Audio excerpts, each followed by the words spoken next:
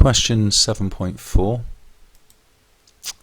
So what is the sum of the fifth and sixth terms of this sequence? So clearly you can see what's happening in the sequence. It's just a triangle with a new layer being put on each time. So we've added 2 to get to here, then a further 3 to get to here, a further 4 to get to here. So hopefully you can see the pattern that to get from 1 to 3 you're adding 2 more, then 3 more, then 4 more. Now you could just go and draw the triangles out to work out what the next couple are going to be. That would be fine. But if you can just spot that you're adding 1 more on than last time, can you see that because we added 4 on to get from 6 to 10, we're going to have to add on 5 on to get to the next triangle, and then 6 on to get to the next triangle. So 10 add 5 is 15, 15 add 6 is 21. So the next 2 triangles are going to have 15 and 21 dots together, 36 dots in total. But as I said, if you just wanted to draw these, that's fine, it'd just take you a bit longer.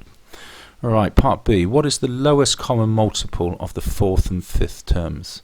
Well, the fourth term is 10, the fifth term is 15. So that's our starting point, fourth term, fifth term. Now when a question just says lowest common multiple, if I were you, just think about it, is when you do the times tables of both of these numbers, when do you first clash? What's the first common number you get? So if I were you, I would just, whatever the two numbers are, just write down the first 4 or 5 of the times table. So 10's times table, 10, 20, 30, 40, 50 say. And on the 15, do the 15 times table, 15, 30, 45, and you can see already we've got to a common number. Okay, so the lowest common multiple is 30. Right, convert the third term of the sequence into Roman numerals. Well, quite how this is testing your intelligence, I don't know, but there you go. So the third number is 6.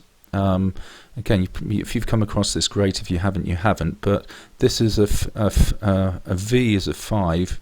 We want one more than a V, than 5. So V1 is 6. Mark below the name given to these types of numbers. Well, I think this is probably sort of self-explanatory. These are called triangular numbers because they look like triangles. Of the first 4 terms, how many are prime numbers? So of the 1, 3, 6 and 10. Now clearly 3 and 10 are prime numbers because the only way you can get those is 1 times 3 and 1 times 10. Clearly 6 isn't, because obviously you can get a prime number as well as 1 times 6. You can do 2 times 3, so that's fine. The problem, the one people always get wrong, is 1. 1 is not a prime number. Definition of a prime number is the only way you can get it is 1 times itself. Well, 1 is itself, so therefore that does not quite fit the definition. So just learn that 1 is not a prime number.